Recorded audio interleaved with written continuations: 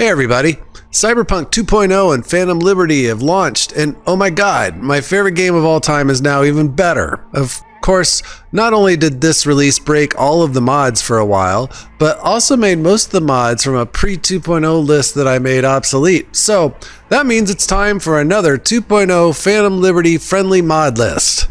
As before, I recommend that before you start doing all of this, that you uninstall and delete everything Cyberpunk from your PC and just do a fresh install. Save Luke's mod to install for last also. Okay, this is a pretty big list, so I'm separating it out into like 3 different categories. You're going to have support mods, quality of life mods, and graphic and gameplay mods. These, of course, are not all the mods that are out there, but it happen to be mods that I personally think work really well with VR. Please make sure that on all of the mod pages, you click that little requirement button here and make sure that you install all of the required mods for each mod as well, just in case I've missed some here, which I probably have. I personally try to use Vortex as much as possible for simplicity's sake, but sometimes the mods just won't work right until you do a manual install, so just a heads up there. All right, let's get started. Okay, as far as support mods go, these are just mods that you need for a lot of the other mods on the list for them to work right. So these mods are CyberEngine Tweaks, Red Script, RE4EXT, Tweak XL, Archive XL, Equipment/EX, Codeware, and Browser Extension Framework.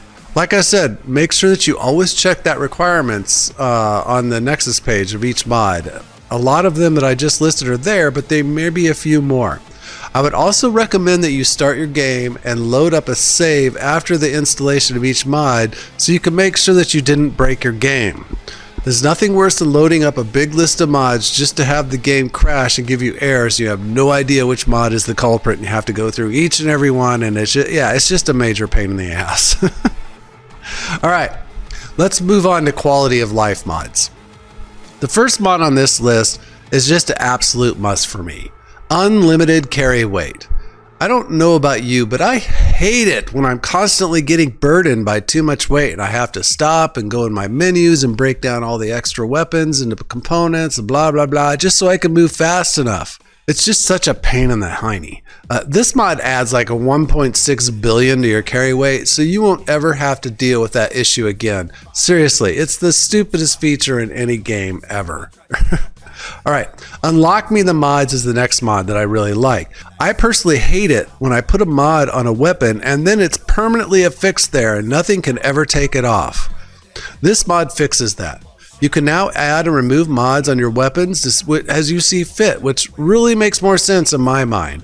Another nice thing is that if you have weapons with mods on them and you break them down or you sell them, the mods are removed and put back into your mod inventory. Winner, winner.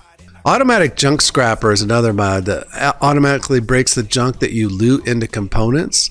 Nothing really flashy here, but it's just really handy. The next mod is Better Armor Tooltips. So when you're looking at your cyberware from a Ripperdoc's chair, you will see in the tooltips it tells you what your theoretical maximum damage reduction will be. That really is not helpful. This mod changes that, so in your tooltips it'll show you the actual current damage reduction for that piece of cyberware. That's really much more useful, for me at least.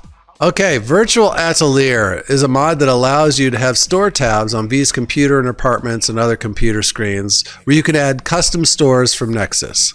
So really this is kind of a support mod, but really needs to be explained a bit because it can be kind of a hassle to get it to work. Now there are 2 different versions of this mod, the basic and the full.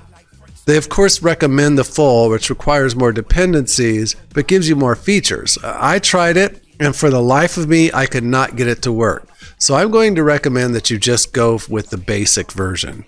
It does everything that you need it to do. If you've tried installing the full version and it won't work for you, I'm going to give you an explanation here of what you need to do to get rid of that mod and go back to basic.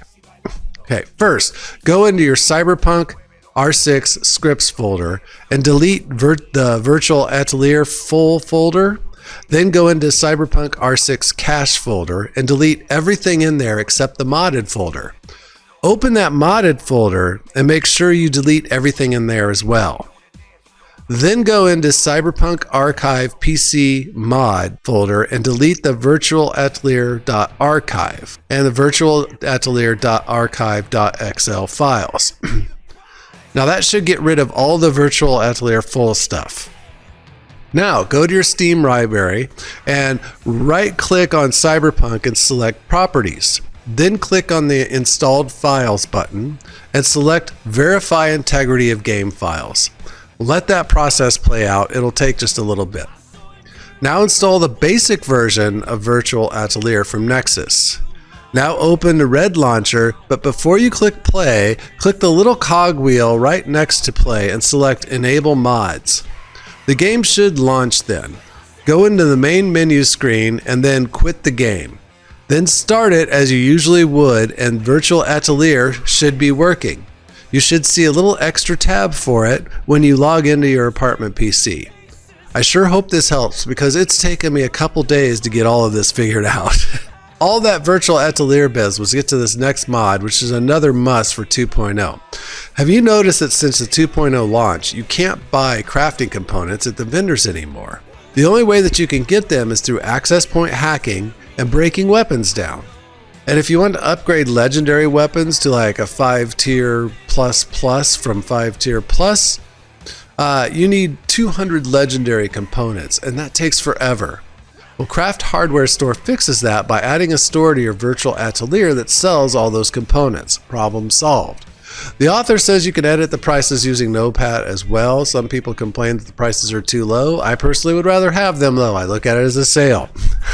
You can also edit by using Imperial Imports Virtual Atelier Store Generator for Tweak XL, but that looks pretty complicated to me. Okay, the last quality of life mod is Upgrade Weapons Unlocked. This one is nice because since 2.0 you can only upgrade iconic weapons. Well, not anymore. With this mod you can upgrade any weapon in your inventory. Alright, let's do some graphics and gameplay mods. The first mod for graphics is Mango's Ultra Reshade 2.0. I love this reshade because it gives a game a really nice HDR look without killing your performance, and the real HDR reshades just don't work in VR. They give you this flat, soap bubbly colored overlay on the screen, and it's 2D, and it's just not pretty, and it doesn't work.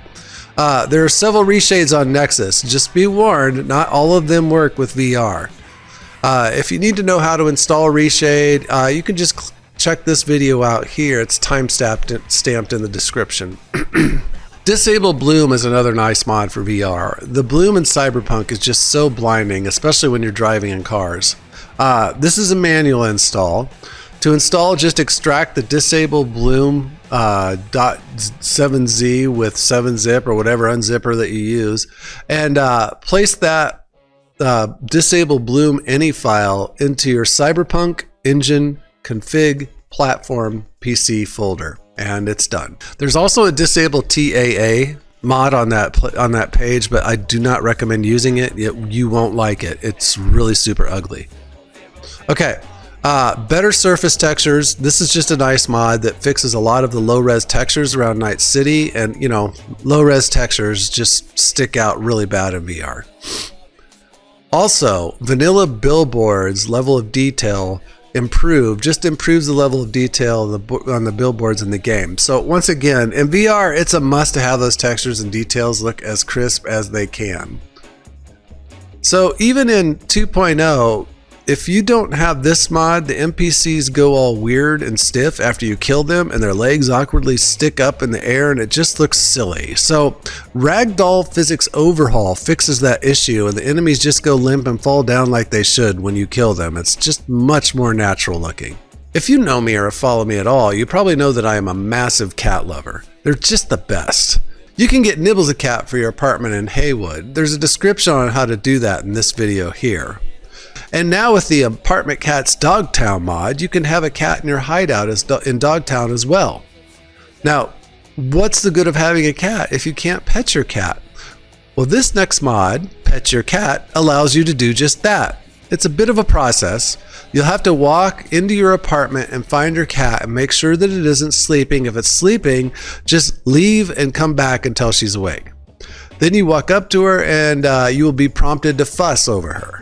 Do that, and then either go take a shower, which in Dogtown you won't be able to take a shower, so just go over to your wardrobe. And after you've gone into your wardrobe and exited, you will find your cat again, and then you will be able to walk up to her and pet her.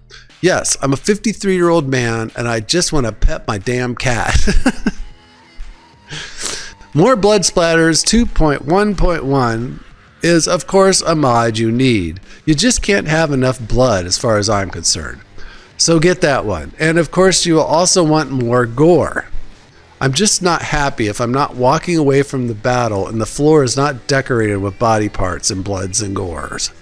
And as long as we're talking brutality, this next mod is one of my all-time favorites, especially in VR. Stealth Finishers. Now you also have to get the Enable Finisher Ragdolls mod installed for this one. But you know how when you sneak up on some of your enemies when you're in stealth and you grapple them, the only way to kill them is to break their necks. Well, this mod lets you sneak up and stealth kill your enemies with all the melee weapon finishers instead. It's noisy as hell, but it's stealth so no one actually hears it. It's just so much fun trying all the different ways to stealth kill your opponents, and in VR it just looks and feels incredibly powerful. Now, let's say you just killed someone and someone is coming to get you. I've always thought, you know, I'm holding this body and I can't move for shit. Why am I still getting hit by bullets? Shouldn't the body be absorbing those? It only seems like it should be shielding you, right? Well, Body Shield will let this happen. With this mod, V will actually use that armored and implanted weight as an extra layer of protection against incoming bullets. Badass, right? It's what Jesus would have wanted. Okay, this one is a bit on the pervy side, but if you notice that if you create your V to have the bigger chest size, the minute you put clothes on her, it defaults to the medium-sized chest. Why even have that bigger chest size option if that's what's going to happen?